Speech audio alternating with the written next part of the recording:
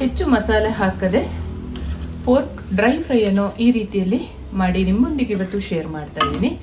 Video ತಡ ಮಾಡದೆ start ಮಾಡ್ಕೊಳ್ಳೋಣ. ತುಂಬಾ ಚೆನ್ನಾಗಿರುತ್ತೆ. ನೀವು ಒಮ್ಮೆ ಮನೇಲಿ ಪೋರ್ಕ್ ತಿನ್ನುವರಷ್ಟೇ ಟ್ರೈ ಮಾಡಿ. ಎಲ್ಲರನ್ನು ಸುಸಿಸ್ ಕಿಚನ್ಗೆ ಸ್ವಾಗತ ಮಾಡಿಕೊಂಡು ಇವತ್ತು ಅದ್ಭುತವಾದ ಅಡುಗೆ ಮಾಡ್ತಾ ಇದ್ದೀನಿ. ಬನ್ನಿ ಹೇಗೆ ಮಾಡೋದು ನೋಡೋಣ. ನಾನು ಮಾಡುವ ಅಡುಗೆಗಳು ನಿಮಗೆ ಇಷ್ಟ ಆಗ್ತಿದ್ರೆ ದಯಮಾಡಿ ಸಬ್ಸ್ಕ್ರೈಬ್ ಮಾಡಿಕೊಂಡು ನಿಮ್ಮ ಫ್ರೆಂಡ್ಸ್ ಆ್ಯಂಡ್ ಫ್ಯಾಮಿಲಿಗೆ ಹೆಚ್ಚು ಶೇರ್ ಮಾಡಿ, ಲೈಕ್ ಮಾಡಿಕೊಂಡು ವಿಡಿಯೋ ವಾಚ್ ಮಾಡಿ, ನನ್ನ ಚಾನಲ್ಗೆ ಸಪೋರ್ಟ್ ಮಾಡಿ. ಇವತ್ತೊಂದು ಸೂಪರ್ ಆದ ಪೋರ್ಕ್ ಬೆಲ್ಲಿ ಫ್ರೈಯನ್ನು ಮಾಡ್ಕೊಳ್ಳೋಣ. ಡ್ರೈ ಫ್ರೈಯನ್ನು ತುಂಬ ಚೆನ್ನಾಗಾಗುತ್ತೆ. ನಾನಿಲ್ಲಿ ಅರ್ಧ kg ಬೆಲ್ಲಿ ತಗೊಂಡಿದ್ದೀನಿ. ಈ ಥರ ಮಾಂಸನೂ ಸ್ವಲ್ಪ ಇರಬೇಕು, ಈ ರೀತಿಯಲ್ಲಿ ತುಪ್ಪದ ಭಾಗನೂ ಇರಬೇಕು. ಅದನ್ನು ಸೆಲೆಕ್ಟ್ ಮಾಡಿಕೊಂಡು ಕಟ್ ಮಾಡ್ಕೊಳ್ಳಿ. ನಾನಿವತ್ತು ಮನೆಯಲ್ಲೇ ಕಟ್ ಮಾಡ್ಕೊಳ್ತೀನಿ. ನನಗೆ ಯಾವ ಥರ ಪೀಸಸ್ ಬೇಕು ಆ ಥರ ಕಟ್ ಮಾಡ್ಕೊಳ್ತಾ ಇದ್ದೀನಿ.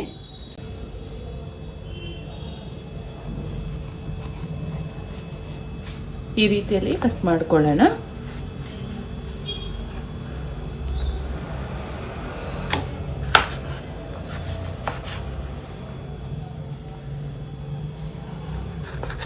ಒಂದು 2 ಇಂಚ್ ಥರ ಸೈಜ್ ಕಟ್ ಮಾಡ್ಕೊಳ್ಬೇಕು.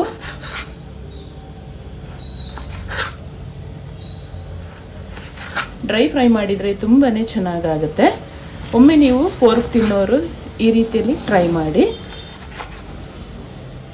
ಈ ರೀತಿಯ ಪೀಸಸನ್ನಾಗಿ ಮಾಡ್ಕೊಳ್ಬೇಕು. ಇದು ಫ್ರೈ ಮಾಡುವಾಗ ಇನ್ನು ಸ್ವಲ್ಪ ಸಣ್ಣ ಆಗುತ್ತೆ. ಎಲ್ಲ ಪೀಸಸನ್ನು ಈ ರೀತಿಯಲ್ಲಿ ಕಟ್ ಮಾಡ್ಕೊಂಡಿರೋದಾಗಿದೆ. ನೀಟಾಗಿ ವಾಶ್ ಮಾಡಿಕೊಂಡು ಇವಾಗ ಕಲಸಿ ಇಡಬೇಕು. ಉಪ್ಪು ಮೆಣಸು ಮತ್ತು ಅರಿಶಿನ ಹಾಕಿ ಕಲಸಿ ಒಂದು ಅರ್ಧ ಗಂಟೆ ಇಡಬೇಕು. ನೀಟಾಗಿ ಬೆಲ್ಲಿನ ವಾಶ್ ಮಾಡ್ಕೊಂಡಿದ್ದಾಗಿದೆ. ಇವಾಗ ಸ್ವಲ್ಪ ಪುಡಿ ಉಪ್ಪು ಮತ್ತು ಚಿಲ್ಲಿ ಪೌಡರು, ಅರಿಶಿನ ಪೌಡರ್ ಹಾಕಿ ಕಲಸಿ ಇಡೋಣ. ರುಚಿಗೆ ತಕ್ಕಷ್ಟು ಉಪ್ಪು ಪೌಡ್ರನ್ನ ಯೂಸ್ ಮಾಡ್ತಾ ಇದ್ದೀನಿ. ಸ್ವಲ್ಪ ಅರಿಶಿನ ಪೌಡರ್, 1 ಚಮಚದಷ್ಟು ಚಿಲ್ಲಿ ಪೌಡ್ರನ್ನ ಯೂಸ್ ಮಾಡ್ತಾ ಇದ್ದೀನಿ. ಮತ್ತು ಸ್ವಲ್ಪ ಪೆಪ್ಪರ್, ಹಸಿಮೆಣಸಿನಕಾಯಿ ಎಲ್ಲ ಹಾಕೊಳ್ಳುವಂಥದ್ದಿದೆ. ಇದು ಕಲಸಿ ಇಟ್ಟರೆ ತುಂಬಾ ಚೆನ್ನಾಗಾಗುತ್ತೆ. ಪೀಸಸ್ಗೆಲ್ಲ ಉಪ್ಪು ಮೆಣಸು ಹಿಡಿದು. ಆದರೂ ಡ್ರೈ ಫ್ರೈ ಮಾಡುವಾಗ ಇದರಿಂದ ಸ್ವಲ್ಪ ಆಯಿಲ್ ಬಿಟ್ಕೊಳ್ಳುತ್ತೆ. ಆವಾಗ ಹಸಿರು ಮೆಣಸಿನಕಾಯಿ ಎಲ್ಲ ಕಟ್ ಮಾಡಿ ಹಾಕ್ಕೊಂಡ್ರೆ ಖಾರ ಸರಿಯಾಗಿ ಬರುತ್ತೆ. ಕಲಸಿ ನೀವು 1 ಅವರಲ್ಲಿ ಇಟ್ಟರೆ ತುಂಬಾ ಚೆನ್ನಾಗಾಗುತ್ತೆ. ನಾನೊಂದು ಅರ್ಧ ಗಂಟೆ ಇಟ್ಟು ಫ್ರೈ ಮಾಡ್ಕೊಳ್ತೀನಿ. ಬೆಲ್ಲಿ ಕಲಸಿಟ್ಟು ಅರ್ಧ ಗಂಟೆ ಆಗಿದೆ. ಇವಾಗ ಫ್ರೈ ಮಾಡ್ಕೊಳ್ಳೋಣ. ಫಸ್ಟಿಗೆ ಬೇಯಿಸ್ಕೊಳ್ಬೇಕು. ಇದರಲ್ಲಿ ಸ್ವಲ್ಪ ನೀರು ಬಿಡುತ್ತೆ. ಆಮೇಲಿಂದ ಒಂದು 50 ನಿಮಿಷ ಆದ್ರೂ ಬೇಯಿಸ್ಕೊಳ್ಳೇಬೇಕು. ಪೋರ್ಕ್ ಯಾವಾಗಲೂ ಯಾವುದೇ ಮಟನ್ ಆಗಿರಲಿ ಚೆನ್ನಾಗಿ ಬೆಂದ್ರೇ ಆರೋಗ್ಯಕ್ಕೆ ಒಳ್ಳೆಯದು. ರಾತ್ರಿ ಬಿಸಿಗೆ ಇಟ್ಕೊಂಡಿದ್ದೀನಿ.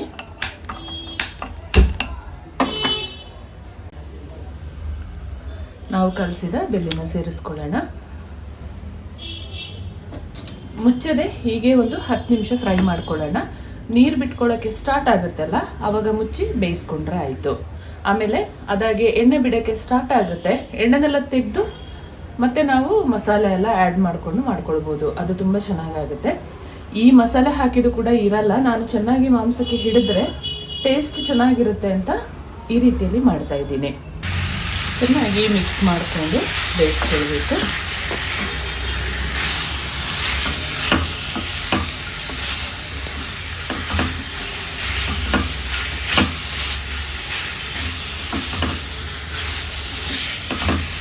ಹೀಗೆ ಒಂದು 10 ನಿಮಿಷ ಫ್ರೈ ಮಾಡಿಕೊಂಡು ಬೇಯಿಸ್ಕೊಳ್ಳೋಣ. 10 ನಿಮಿಷ ಹೀಗೆ ಫ್ರೈ ಮಾಡ್ಕೊಂಡು ಆದ ಮೇಲೆ ಒಂದು ಅರ್ಧ ಕಪ್ಪಷ್ಟು ನೀರು ಸೇರಿಸ್ಕೊಳ್ಳೋಣ. ಬಿಸಿನೀರು ಇಟ್ಕೊಳ್ಳಿ. ಬೇಕಾದಾಗ ಮತ್ತೆ ಹಾಕ್ಕೊಳ್ಬೋದು. ಹೀಗೆ ಮುಚ್ಚಿ ಒಂದು 50 ನಿಮಿಷ ಆದರೂ ಬೇಯಿಸ್ಕೊಳ್ಬೇಕು. 50 ನಿಮಿಷ ಆದ ಮೇಲೆ ಈ ರೀತಿ ಎಣ್ಣೆ ಬಿಡೋಕ್ಕೆ ಸ್ಟಾರ್ಟ್ ಆಗಿದೆ ಬೆಂದು. ಜಾಸ್ತಿ ಎಣ್ಣೆ ಇದ್ದರೆ ಇದನ್ನು ಸೈಡಿಗೆ ತಗೊಂಡು ಆಮೇಲೆ ಮಾಡ್ಕೊಳ್ಬೋದು. ಇದಷ್ಟೊಂದು ಎಣ್ಣೆ ಕಾಣ್ತಾ ಇಲ್ಲ, ಹಾಗಾಗಿ ಮಸಾಲೆ ಸೇರಿಸ್ಕೊಳ್ತೀನಿ. ಸ್ವಲ್ಪ ಸೈಡಿಗೆ ಮಾಡಿಕೊಂಡು ಈರುಳ್ಳಿ, ಬೆಳ್ಳುಳ್ಳಿ, ಶುಂಠಿ ಎಲ್ಲ ಕಟ್ ಮಾಡ್ಕೊಂಡಿರೋದನ್ನು ಸೇರಿಸ್ಕೊಳ್ಳೋಣ. ಒಂದು ಈರುಳ್ಳಿನ ಕಟ್ ಮಾಡಿ ಸೇರಿಸ್ಕೊಳ್ತಾ ಇದ್ದೀನಿ. ಹಾಗೆ ಹಸಿರು ಮೆಣಸಿನಕಾಯಿ ಸ್ವಲ್ಪ ಸೇರಿಸ್ಕೊಳ್ತಾ ಇದ್ದೀನಿ. ಇದು ಖಾರ ಇಲ್ಲ, ಹಾಗಾಗಿ ನಾನೊಂದು 6 ತೊಗೊಂಡಿದ್ದೀನಿ. ಸ್ವಲ್ಪ ಒಣ ಕರಿಬೇವನ್ನು ಸೇರಿಸ್ಕೊಂಡಿದ್ದೀನಿ. ಕಟ್ ಮಾಡಿದ ಶುಂಠಿ ಹಾಗೆ ಕಟ್ ಮಾಡಿದ ಬೆಳ್ಳುಳ್ಳಿನ ಸೇರಿಸ್ಕೊಂಡು ಚೆನ್ನಾಗಿ ಮಿಕ್ಸ್ ಮಾಡ್ಕೊಳ್ಳೋಣ. ಜಾಸ್ತಿ ಎಂಥ ಇಂಗ್ರೀಡಿಯೆಂಟ್ಸ್ ಹಾಕೊಳ್ಳೋದಿಲ್ಲ, ಹೀಗೇ ಇದನ್ನು ಡ್ರೈ ಫ್ರೈ ಮಾಡ್ಕೊಳ್ಬೇಕು. ಸ್ವಲ್ಪ ಸೋಯಾ ಸಾಸನ್ನು ಕೂಡ ಸೇರಿಸ್ಕೊಳ್ತೀನಿ. ಮತ್ತು ಸ್ವಲ್ಪ ಖಾರವಾಗಿ ಡ್ರೈ ಫ್ರೈ ಮಾಡಿದರೆ ತುಂಬಾ ಚೆನ್ನಾಗಾಗುತ್ತೆ. 1 ಚಮಚದಷ್ಟು ಡಾರ್ಕ್ ಸೋಯಾ ಸಾಸನ್ನು ಹಾಕೊಳ್ತಾ ಇದ್ದೀನಿ. ಚೆಂದೊಮ್ಮೆ ಮಿಕ್ಸ್ ಮಾಡ್ಕೊಳ್ಳೋಣ. ಉಪ್ಪು ಎಲ್ಲ ಕಡಿಮೆ ಇದ್ದರೆ ಇವಾಗಲೇ ನೋಡಿ ಹಾಕ್ಕೊಳ್ಳೋಣ. ನಾನು ಕಲಿಸುವಾಗ ಮಾತ್ರ ಸೇರಿಸ್ಕೊಂಡಿದ್ದೆ ಅಲ್ವಾ. ಮತ್ತು ಸೋಯಾ ಸಾಸಿಗೆ ಕೂಡ ಉಪ್ಪಿನಂಶ ಜಾಸ್ತಿ ಇರುತ್ತೆ. ಇನ್ನೊಂದು 10 ನಿಮಿಷ ಫ್ರೈ ಮಾಡ್ಕೊಳ್ಳೋಣ. ಒಂದು ಅರ್ಧ ಚಮಚದಷ್ಟು ಪೆಪ್ಪರ್ ಪೌಡ್ರನ್ನ ಸೇರಿಸ್ಕೊಳ್ತಾ ಇದ್ದೀನಿ.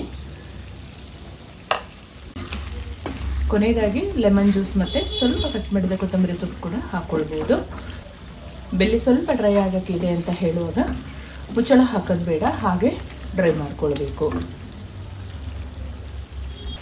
ಫೈನಲಾಗಿ ನಮ್ಮ ಬೆಲ್ಲಿ ಡ್ರೈ ಫ್ರೈ ಈ ರೀತಿಯಲ್ಲಿ ರೆಡಿಯಾಗಿದೆ. ನೀವು ನೋಡ್ಬೋದು ಚೆನ್ನಾಗಿ ಡ್ರೈ ಆಗಿದೆ. ಕೊತ್ತಂಬರಿ ಸೊಪ್ಪನ್ನು ಸೇರಿಸ್ಕೊಳ್ಳೋಣ. ಚೆಂದ ಮಿಕ್ಸ್ ಮಾಡಿಕೊಂಡು ಸರ್ವ್ ಮಾಡ್ಕೊಳ್ಳೋಣ. ತುಂಬಾ ಚೆನ್ನಾಗಿರುತ್ತೆ. ತುಂಬಾ ರುಚಿಯಾದ ಪೋರ್ಕ್ ಡ್ರೈ ಫ್ರೈ ಈ ರೀತಿಯಲ್ಲಿ ರೆಡಿಯಾಗಿದೆ. ಒಮ್ಮೆ ನೀವು ತಪ್ಪದೆ ಮನೆಯಲ್ಲಿ ಟ್ರೈ ಮಾಡಿ ಹೇಗಿತ್ತು ಕಮೆಂಟಲ್ಲಿ ತಿಳಿಸೋದನ್ನು ಮರಿಬೇಡಿ. ನಿಮ್ಮ ಕಮೆಂಟ್ ಓದಲು ಕಾಯ್ತಾ ಇರ್ತೇನೆ. ಹಾಗೆಯೇ ನಾನು ಮಾಡುವ ಅಡುಗೆಗಳು ನಿಮಗೆ ಇಷ್ಟ ಆಗ್ತಿದ್ರೆ ದಯಮಾಡಿ ಸಬ್ಸ್ಕ್ರೈಬ್ ಮಾಡಿಕೊಂಡು ನಿಮ್ಮ ಫ್ರೆಂಡ್ಸ್ ಆ್ಯಂಡ್ ಫ್ಯಾಮಿಲಿಗೆ ಹೆಚ್ಚು ಶೇರ್ ಮಾಡಿ. ಹಾಗೆ ಲೈಕ್ ಮಾಡಿಕೊಂಡು ವಿಡಿಯೋ ವಾಚ್ ಮಾಡಿ. ಮುಂದೆ ಅದ್ಭುತವಾದ ಹೊಸ ಅಡುಗೆಯೊಂದಿಗೆ ನಿಮ್ಮನ್ನು ಭೇಟಿ ಮಾಡ್ತೀನಿ. ಅಲ್ಲಿವರೆಗೂ ತುಂಬ ಹೃದಯದ ಧನ್ಯವಾದಗಳು.